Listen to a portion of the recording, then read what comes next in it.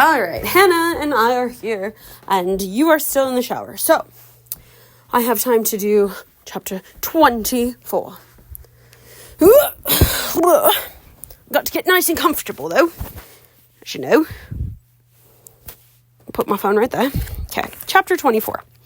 In my letter, I played on Father's pride and described how the part of my servitude that would most enrage him, tending the fire in front of the courtiers. How dare they treat me so, and against your express wishes, too. They order me about, and the more menial the task, the better. I beg you to come home. Many merchants trade right here in Frel. Why can't you join their number? Please come. My need is great. You know I would not ask otherwise. Come quickly, I'm counting the days. Your daughter, Ella. I gave the letter to Mandy to post. Perhaps it would overtake Father on the road. The mail coach driver knew him. It might reach him before my earlier letter got to Char. Father could even be back in a few days. Until I saw or heard from him, I would endure. I stayed out of my step-family's way as much as possible, and the longer I worked as a scullery maid, the filthier I got, the less Hattie and Mum Olga tormented me. I think they gloried in my squalor as proof of my baseness. From Olive, though, there was no respite, and to escape from her, I hid. My most secure hideaway was the library. Although I never dared stay long, I was able to steal half hours reading Mum Olga's dusty tomes. No one ever thought to look for me there, or to visit for pleasure. I don't know whether I was more anxious to hear from Father or from Char. I kept thinking about Char and wishing to talk to him. If I thought of a joke, I wanted to try it on him. If I had a serious idea, I wanted his opinion. Although weeks passed without an answer from Father, my first letter from Char arrived only 10 days after I'd sent mine to him. Then letter followed after letter for the first 6 months of his absence, while I heard nothing from Father and saw nothing of him either. As I directed, Char sent his letters to Mandy, who pretended to have an admirer. Hattie and Mum Olga were vastly amused at Mandy's romance, but I failed to see why it was any more absurd than Mum Olga and Father. Char's hand was large and round, the letters evenly spaced, each fully formed, completely unlike my crabbed, spiky writing. His showed a balanced, honest nature, while Arita used to say mine proved me imaginative, impulsive, and always in a hurry. To Ella, my name has been changed. They call me Enchanted, which sounds more like a sneeze than a name. They can't pronounce cha, and I can't persuade them to call me Encha. They are so formal, they say, by your leave, more often than they say anything else. The Aorthians think before they speak, and often conclude, after lengthy meditation, that nothing need be said. The loudest beings in an Aorthian council are the flies. The occasional bee that finds its way in is deafening. I long for conversation. The ordinary Aorthians are talkative, but the nobles are not. They're kind, they smile easily, but speech for them is a single word, occasionally a phrase. Once a week they utter a complete sentence. On their birthdays, they grant the entire world a paragraph. That's not what that says. On their birthdays, they grant the world an entire paragraph. At first, I chattered to fill the silence. Did you have a question? You looked at me. No, I was just listening. Okay, Pap, Hannah's here too. I'm making an audiobook for Pap. I'm recording it right now.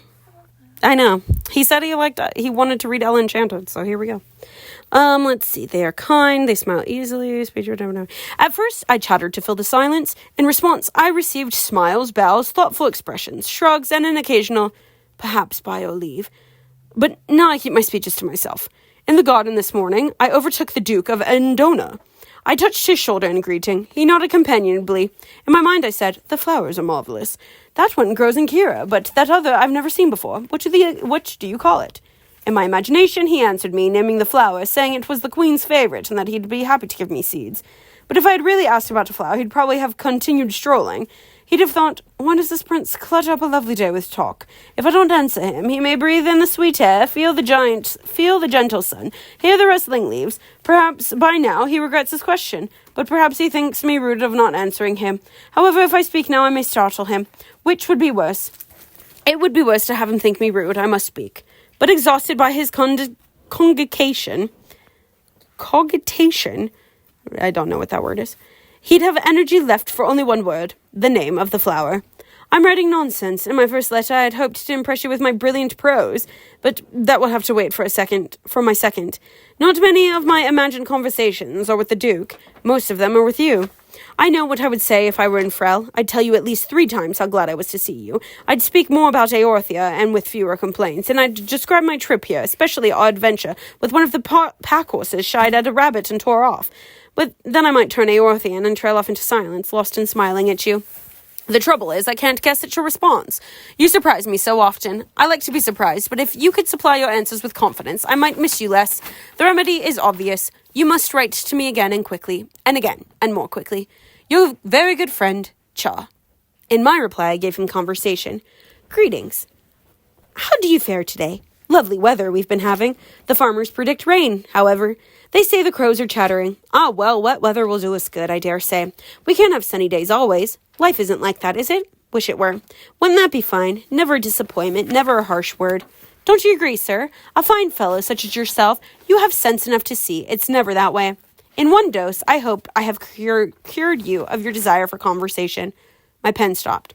What could I tell him? I couldn't explain my servitude without telling about the curse. Then I recollected that Momolga had recently held a cotillion. I described it, omitting the detail that my participation had been limited to removing the dirty plates from the refreshments table. Char's reply was that to the Eorthians didn't have balls. They have sings, which are held monthly. 3 or 4 Eorthians at a time occupy the stage in turn and sing long, sad ballads or happy tunes or funny ones, joined by the whole throng in the choruses. The entire populace knows thousands of songs, and there are hardly a mediocre voice among them. Sound gushes forth from somewhere deep, their toes or their souls. From the last song, a paean of the rising sun, because they have performed through the night, they gather their families about them. Husbands and wives and children clasp hands, tilt their heads heavenward, and release their music. And I, seated with the few other visitors, add my weak voice to theirs, humming when I can't guess the words and wishing my hands were held too. Perhaps we can come here together some day. By the way, you are a month older than the last time I saw you. Are you still too young to marry? I chuckled at the joke. Then I thought of the bride I'd make in a threadbare sooty gown that stank of cooking fat and yesterday's dinner.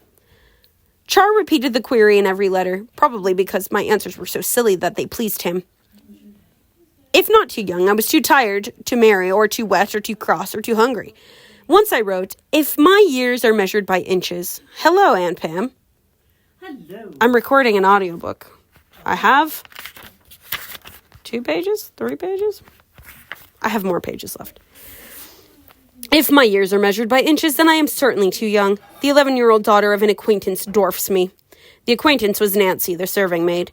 Another time I wrote, today I am too old to marry, 100 at least. I spent the last 80 years and more listening to a lady detail the pedigree of every dinner guest tonight. The lady had been Hattie, and I had not attended to the meal. I continued in a more serious vein. I have not found anyone in my stepfamily circle in whom I can confide, and there are few subjects about which my stepsisters and I share an opinion. It is a great good luck that I have pen and paper and a friend. Char's answer. My tongue may wither from disuse here, but at least I shan't lose words entirely when I still can write to you. Sometimes I wondered what would happen if I told Char that I was just the right age to marry. With each of his letters, I fell more in love with him, but I couldn't tell him. If I said I was old enough to marry and his question had been only in the continuation of a good joke, he would be horribly embarrassed and our easy friendship would be ruined.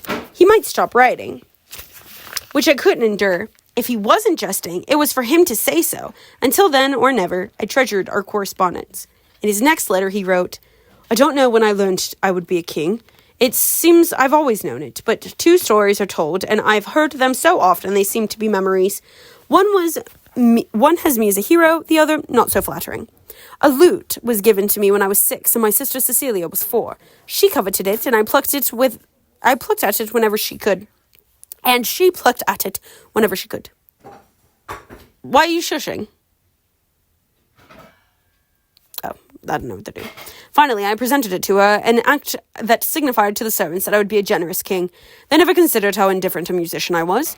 My protestations that it was a small sacrifice to part with something I had little use for were taken as modesty, another fine kingly quality. However, I'm not sure how modesty figures in my retelling the tale to you. I do so because I want you to know I have qualities that others admire. What you will conclude from the next anecdote, I cannot guess. I was in the streets of Frel with my father when a male a man pelted him with an overripe tomato.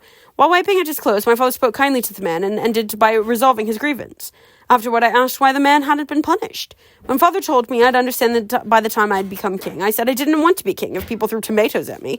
I said it seemed a thankless task. Father roars with laughter when he tells this tale. Now I know why. It is a thankless task, but tomatoes are the least of it. The conclusion I drew from this story was that Char wasn't above laughing at himself. Of course, he wasn't perfect. Eager to share his knowledge on any subject, he neglected to ascertain the interest of his listener, or, in my case, reader. He wrote more about Eorthia than I ever wished to know, how the guilds were structured, the number of gallons of milk produced in a year by one Eorthian cow, the structure of their manners, and yet more. There was a minor flaw. He confessed a more serious one. You are almost my sole confidant in this. The other is my horse, to whom I tell everything, because he can't condemn or offer advice. I write it to you because you must know all. I trust you to find the good in me, but the bad I must be sure you don't overlook. I'm slow to anger, but also slow to forgive. For example, my language tutor had a way of making me feel a fool. I endured his abuse, but learned less than I might have if he'd been encouraging. Cecilia, who inherited his instruction after me, received the same treatment. The first time I found her crying, I warned him. The second time, I dismissed him. Father trusted my judgment enough to let my actions stand. I went further. Boy as I was, I took measures to ensure the tutor would teach no more. But although my victory was completed and the man was ruined, and 6 years has passed, the thought of him still infuriates me. I'm angry now as I write these words. You may excuse me on the grounds of being a kind brother, which I hope I am, but I wonder at my rage. And I wonder, too, if my action against the tutor was at bottom a case of refusing, in another form, to let someone throw a tomato at me or my family. In reply, I wrote, Mandy says there are two sorts of people in the world, those who blame everyone else and those who blame only themselves. I place myself in a third category, among those who know where blame really lies. You stand condemned. Your crime, too much zeal in the protection of those you love, a fault and a virtue, heinous. Although you've revealed your shortcomings to me, I feel compelled to no such frankness. You must discover my faults for yourself, and although you've said it goes against the grain, you must find a way to forgive them. I remembered the date of Char's next letter, Thursday, May 24th. He'd been gone half a year, although the letter arrived in the morning. I was unable to read it all day. At dawn, I had to scrub the flagstones in our courtyard for Mom Olga. Then Olive ordered me to count her coins in their thousands repeatedly because she kept thinking I made a mistake. In the evening, Hattie had me help her prepare for a ball, including plucking out the hairs that grew in profusion over her upper lip. By the time Hattie departed, it was too late to help Mandy clean the kitchen. The rest of the night was mine to use as I liked. In my room, I opened my little window and let the cool air wash over me. Then I lit a bit of a candle Mandy had smuggled to me, placing it carefully out of the breeze. I sat on my cot and opened my letter. Dear Ella, impatience is not usually my weakness, but your letters torment me. They make me long to saddle my horse and ride to Frel, where I would make you explain yourself. They are playful, interesting, thoughtful, and occasionally serious. I'm overjoyed to receive them, yet they bring misery. You say little of your daily life. I have no idea how you occupy yourself. I don't mind, I enjoy guessing at the mystery, but what I really long to know, you do not tell either. What you feel, although I've given you hints about the score of my regard. You like me. You wouldn't waste time or paper on a being like you didn't like. But I think I've loved you since we met at your mother's funeral. I wanted to be with you forever and beyond. But you write that you were too young to marry, or too old, or too short, or too hungry, until I crumple your letters up in despair, only to smooth them out again on a 12th reading, hunting for a hidden meaning. Father asks frequently in his letters whether I fancy any Eorthian young lady or any in our acquaintance at home. I say no. I suppose I'm confessing another fault, pride. I don't want him to know that I love if my affections are not returned.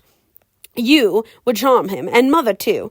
They would be yours completely, as I am. What a beautiful bride you'll be, whomever you marry, at whatever age, and what a queen if I am the man. Who has your grace, your expression, your voice? I could extol your virtues endlessly, but I want you to finish reading and answer me quickly. Today I cannot write of Eorthia or my doings or anything. I can only pose this and wait. Love, it is such a relief to pen the word. Love, love, Char.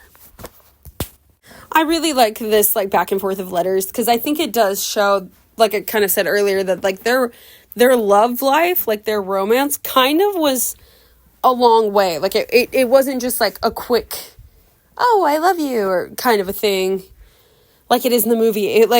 It took place over years, and I think that That is much more romantic. Okay, sir. So we have maybe 4 chapters left. We're on chapter 25. It's pretty late. It's about 11 o'clock. You're in the other room, so let's hope you don't hear me. Okay, chapter 25. I gaped at the page, read it again, and gaped again. In my daze, I noticed that my sooty thumb left marks on the letter. He loved me. He'd loved me as long as he'd known me. I hadn't loved him as long, perhaps, but now I loved him equally well, or better. I loved his laugh and his handwriting, his steady gaze, his honorableness, his freckles, his appreciation for my jokes, his hands, his determination that I should know the worst of him. And most of all, shameful though it might be, I loved his love for me. Placing my candle carefully, I danced and whirled around the room. I could marry Char and live with my love. I could leave Mom Olga and her spawn. No one would give me orders. This was an unexpected solution to my trouble. Lucinda would have hated for me to evade my obedience by rising above it, and even Mandy would be surprised by this method of ending the curse. I extracted paper from the hiding place at the bottom of my wardrobe. My love shouldn't have an extra moment of impatience. However, my stub of a candle flickered as soon as I wrote, "Dearest Char, darling Char, beloved Char." I ordered my mind to wake the instant there was light enough to write by. Then I fell asleep composing my letter. In the middle of the night, I awoke, my happiness draining away. I wouldn't escape the curse by marrying Char. I would be more cursed than ever, and he would be cursed too. Suppose my obedience were discovered, my stepfamily knew, and would take advantage to improve their rank and fortune. But that would be the least of it. An enemy of Kira would put the curse to more awful use. In unscrupulous hands, I would be a powerful tool. I could be made to reveal state secrets. I could even be forced to kill Char. And I had no idea. I had no doubt my secret would be discovered. In court, there would be eyes and ears that would be alive to such signs. I'd never managed to fool them all. What could I do? Mother had ordered me not to tell anyone about the curse, but Mandy could countermand the order so that I would be able to tell Char. Then he could take precautions. I'd tell him. I'd wake Mandy now. I sat up in bed, happy again, and sank back. What precautions could Char take? He could prevent anyone from speaking to me or writing to me. He could shut me away. That might do, but he would have to bring me my meals, the flax to spin my clothes, the wood for my fire. I would be a burden similar to one of Lucinda's wedding gifts. And what would Kira think of a hermit queen? And how would I feel, locked away like a Rapunzel in her tower? Moreover, even the best precautions might fail. I could ask him to give up being crown prince in favor of his sister. If he were never to be king, he might not be a target. But how could I ask such a thing? How could he accept? And would the danger simply move to his sister? We could keep the marriage a secret. That was absurd. The secret would get out. I cast about for other ideas, but none came. Cursed. I couldn't marry him. But if I ever managed to break the curse, in a month or in 20 years, I would find him and win him over again if he was still free. No matter what I had to do, no matter how long it took. But now my only choice was to convince him to give me up. When I finally thought what to say and began to write, I ruined 3 sheets of paper by crying on them and a 4th because I forgot to misspell words. My dear Prince Charmant, your latest correspondence with my stepsister was received by my mother, Dame Olga, and myself. Ella and the cook, Mandy, were not here to accept. Ella is absent because she has eloped, taking our cook with her. She left a note which I have enclosed for your perusal. You have been much deceived in her. It was her custom to read your letters aloud to us and crow over them, thinking it a feather in her cap to be writing to royalty such as yourself. For a while she had ambitions to be queen, but she despaired of it and took another offer. She would go into one of her dreadful rages if she knew the contents of your letter. I do not think she liked living on our generosity and longed to be able to lord it over us with greater splendor than we could hope for. Although we fancy that our style is very fine. Your letter arrived 4 days after her departure. I know because Demby had a ball that night and Ella was greatly missed. Her beau turned to me for consolation and I gave them the same advice I have for you. Think no more of the minx because she has already forgotten you. I'm sorry to dismay you, but I hope you will be consoled by the fond wishes of this admirer. Your angel of comfort, Hattie. I tore a sheet of paper in half for the enclosure written in my own hand. These are the first words I ever penned as a married lady. You know him, but I shall not write his name, only that he is very old and very rich and lives far from Frel. And he is fool enough to make me his bride. Some day and the day may not be long in coming, I shall be sole mistress of a vast estate. I shall not write again, but look for me. When my husband dies, I shall visit Frel. Should you spy a carriage that surpasses all others, peer inside. You will find me within, smiling at my jewels and laughing at the world. Ella. Char's anger at his tutor would be nothing compared with this. He would hate me until the end of the world. In the morning, Mandy dispatched the correspondence, thinking it an ordinary letter. I didn't tell her about Char's proposal for me, for fear she would think I should accept him. Although I knew I was right, I doubted I could withstand any argument. As soon as she left to post the letter, I collapsed in front of the fireplace, sobbing. When she returned in half an hour, I was still in tears. She gathered me in her arms. "What's the trouble, sweet?" For a few minutes, I continued to cry, too hard to speak. When I was able to control myself, I told her. "Did I do right?" I asked in the end. "Come with me, lady." She grabbed my hand and half dragged me to her room, passing several servants in the hall. Once there, she closed the door and turned to me. "Lady, you did right. Now I'm going to do right, something I should have done long ago. Get behind the curtains, love." I hesitated, pushing back the urge to obey. "Why?" "I'm going to settle scores with Lucinda. I want you to see me do it, but I don't want her to see you." I hid. "Lucinda, I need you." The scent of lilacs filled the room. I stifled a gasp. I could see Lucinda's outline through the rough weave of the draperies. I never thought the day would come when the kitchen fairy would call me. "I'm delighted. How can I help you, dear?" "Don't dear me," Mandy sighed. "But you're right. I need your help." "And I love your help. I'd love to help." Safely hidden, I grimaced at her. "I've been gathering my courage to ask you ever since the fairy ball." "One has only to ask." Mandy sounded regretful. "At the ball, I got into an argument with Kirby." "You shouldn't have. I never argue." "But I do. It was about you.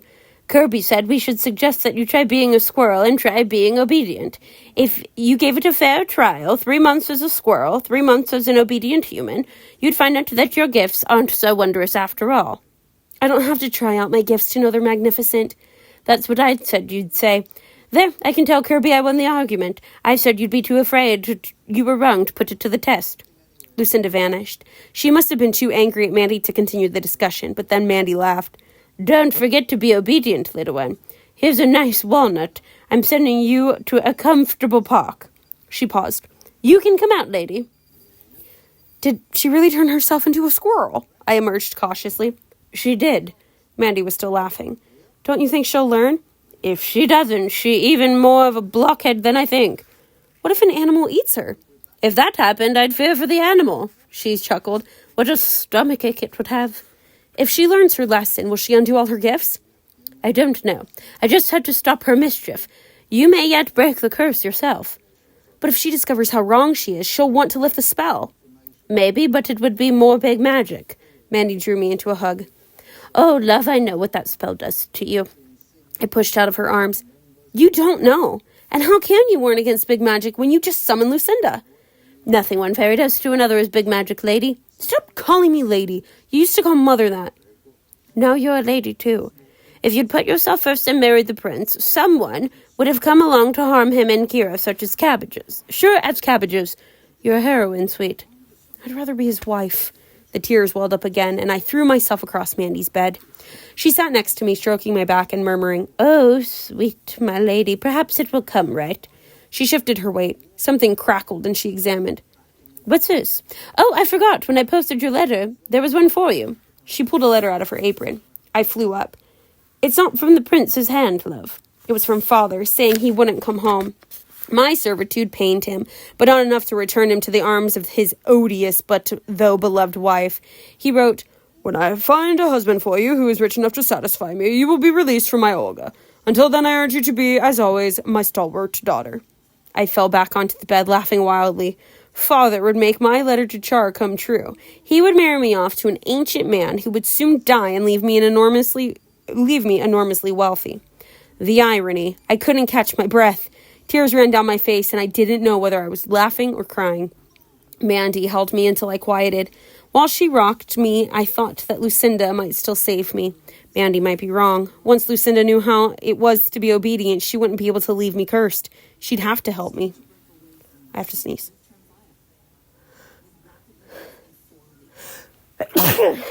Thank you. A week later, I saw in my magic book that Char had received my message. I opened to an illustration in which he was burning my letters. I was glad to see his image, no matter what the image was doing. After I gazed a while and ran my fingers over his shape, I turned the page and found an entry in his journal. I've lost nothing. She never was what I thought her, so I've lost nothing. I'm only fortunate, and Kira is blessed that she eloped before my letter reached her. When I received the message from her sister, I thought it had been a ploy to make me hate Ella, and I resolved not to be taken in. For a while I considered leaving Aorthia to discover the truth. Gradually, however, I realized the truth was in my hands. The sister could have no reason to lie to me. If Ella and I had married, she would only gain. But Ella's note convinced me in the end. It was in her hand, and the last phrase about smiling at her jewels and laughing at the world was certainly her own. She charmed me as easily as she did the ogres. I never did discover why she hid after her father's wedding. She was probably avoiding a lovesick swain not wealthy enough or ancient enough to suit her. Her avoidance of me after the wedding was another trick, the meaning of which is too deep for me to fathom. But her letters were the greatest deception of all. She seemed so good-hearted. But I suppose that's the way with such women. They wouldn't be minxes if they weren't masters of artifice and fraud. How she must have laughed when I confessed my faults to her. There was more. In addition to minx, he called me a flirt, a harpy, siren, enchantress, temptress, and even monster. He ended by writing, I wish I weren't here in Aorthia. The silence here offers too much time for thought. 1,000 times a day I swear never to think of her. At least I can promise never to write or speak of her again, and can force my pen and my voice to keep my word. I endured 6 months of Hattie and Olive and Mum Olga by imagining my freedom when Lucinda released me from the curse. I didn't give up writing to Char. Since the new letters were never posted, I told him the truth about my life in Mum Olga's household. When Hattie told me that this earl or that duke loved her, I laughed over the absurdity of it to him. When Olive made me count her money again, he was informed. Every day she invents new hiding places for her wealth. There are coins in the hem of her gown, coins sewn into her sash, the coins buried in the stuffing of her waist roll. With all the metal concealed about her person, she'd best not set foot on a boat. When Mum Olga had me clean out the root cellar and I found a tabby with her littering of kittens, Char learned of my delight. And when Mandy taught me cooking secrets, I shared them with him. I also described my future without the curse. My first act, I wrote, will be to confess that I love you. I'll beg pardon 1,000 times for causing you unhappiness and make reparations by making you laugh 1,000 times. The night before Lucinda's reappearance, Hattie awakened me when she returned from a cotillion. She said I had to help her prepare for bed. I never had before, so I waited to learn her real reason. Tonight I talked of nothing but Prince Charmant's return next month, she began while I undressed her. I knew exactly when he was coming home, so why was my heart beating so? They say that King Gerald is going to hold 3 royal balls to welcome him. They say the prince will pick his wife at the balls. Ouch, be careful. I'd stabbed her with a stay. For once, it was accidental. Mama says if I didn't hear any more. Were the balls Char's idea? Did he really mean to find his bride there? Had he forgotten me? Could I make him remember when Lucinda freed me? Hattie dismissed me eventually, and I spent the hours till dawn reimagining my release from the curse and thinking about my reunion with Char. I couldn't decide whether I should steal one of Mum Olga's horses and ride to Aorthia to surprise him, or whether I should wait and amaze him at the balls. In the morning, I awoke Mandy and tried to convince her to feign illness so she could call Lucinda immediately, but no. First, she had to prepare Mum Olga's breakfast and wash all the dishes, and Mandy wouldn't use the smallest magic to speed the process. When we were through at last, Mandy and I repaired to her bedroom, and I hid as before. This time, the room didn't fill with the scent of lilacs when Lucinda arrived. From my hiding place behind the curtains, I heard a rustling noise and then the sound of weeping. "Stop sniveling," Mandy said. The weeping became louder, more despairing. "I can't!" The music and lit were gone from Lucinda's voice. I heard panting as she fought to catch her breath. "But if I were still obedient," she puffed, "I would have to stop crying just because you told me to." More sobs. "What did I bring on these poor innocent people? How could I have done big magic, and so carelessly?" "Your gifts weren't a boon?" Never heard Mandy be sarcastic before. "They were dreadful, terrible," Lucinda wailed. I wondered if her expressions had been at all like mine. What happened? Mandy asked, her voice kinder. "It was much worse than to be obedient, than being a squirrel was bad but being a squirrel was bad enough. Half the time I was cold and wet, and I was always hungry. I never got a decent night's sleep because it was too cramped curled up in a knothole. Once, an eagle carried me off. I was only saved because it flew into a violent storm and dropped me over a tree. And when you were obedient? I turned myself into the 8-year-old daughter of a shopkeeper. I thought it was only fair to be a child, since I always bestowed obedience on infants. I suppose my parents meant well, but they insisted I eat the most awful food, and I had to go to bed before I was sleepy. My parents wouldn't let me disagree with them about anything. My father loved to read parables aloud, and I had to listen to every word. They commanded me to think about the moral, so even my thoughts had to be obedient. And all this, I suffered at the hands of good people who loved me. If anything had happened to them, I shuddered to think what would have become of me. You won't bestow any more gifts, then? Please, never. I wish I could take them all back. I stepped out from behind the curtain, even though I'd promised I wouldn't. Please do take them back. I really like this idea of Lucinda having a kind of a taste of her own medicine type of situation, which we don't really get to see in the book. In the book, she's just kind of like, whatever, and I kind of like in the movie, she's just like, whatever. But in the book, she has to live like a squirrel, and she has to live being obedient and really kind of comes to the understanding of what hurt she's caused.